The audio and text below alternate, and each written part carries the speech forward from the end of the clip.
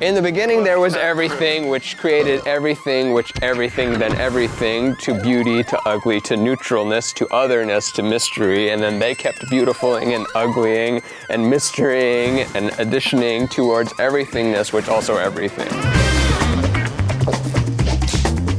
Hello, I'm Shane Mauss. And I'm Ramin Nazer. And we are Mind Under Matter, the podcast. And this is the first time I ever did ketamine. I spent a bunch of money on a festival that I went way over budget on, getting this crazy trippy dome that was really just so we could do ketamine in it. So we have this lovely area, a bunch of people hanging around after the festival that helped out with it. We get in the big Yurt, we all do a bunch of ketamine. It takes about 5 minutes to kick in.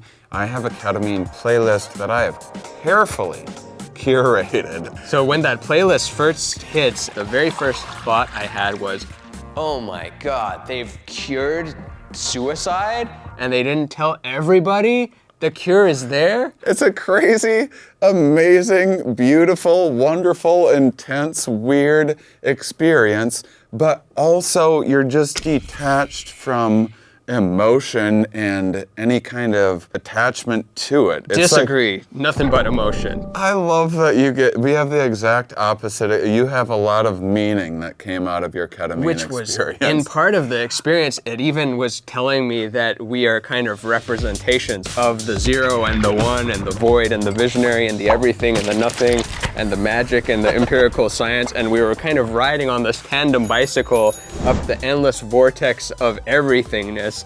And when I say everythingness, I mean everythingness, whereas like ayahuasca is about earth and DMT is about hyperspace and meaning, but this was just everythingness, all of it. Imagine just someone pushes you out of an airplane without a parachute, but you're just pretty chill about it. You're like, well, I guess I'm flopping around toward Earth. What a view. You don't get a view like this very often. Interesting that you were going down, because I'm not saying this just to like play with what you said. I literally was always going up. It was an endless vortex spiral bicycle ride of up that goes forever. Another message it sent was that hyperspace is just the lobby. And then about 50 minutes in, someone just calmly goes, how's everyone doing?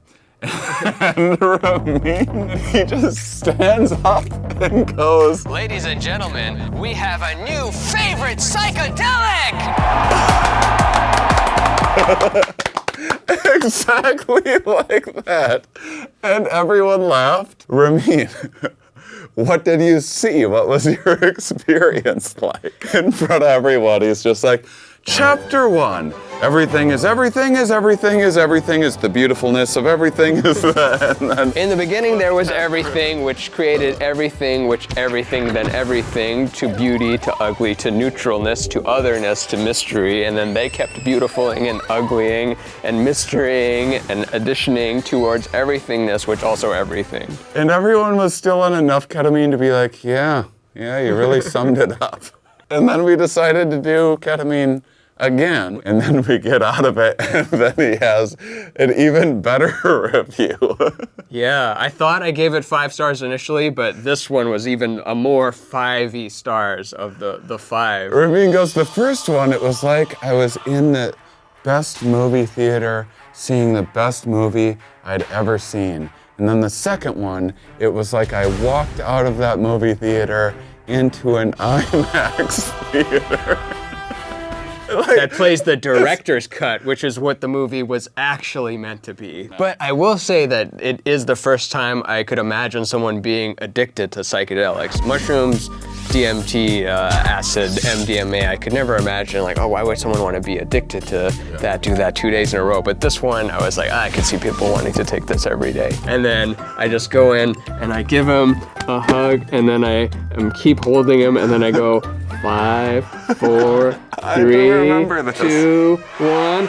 Longest hug ever! And then we'd realized we had given each other the longest hug ever, and I go, oh wait, well why not also let's do shortest hug ever. And then we did shortest hug ever. And then I realized after that point I have to continue to just trust him always. Most people's takeaway from psychedelics, it's always some crap that's already embroidered on your grandma's decorative pillow somewhere. Like, oh, my home is where the heart is. Oh, I've been sweating this small stuff. It is wine o'clock. Ketamine is just like, I turned into a gummy bear, realized that I need to trust my business partner more. Yep. Tales from the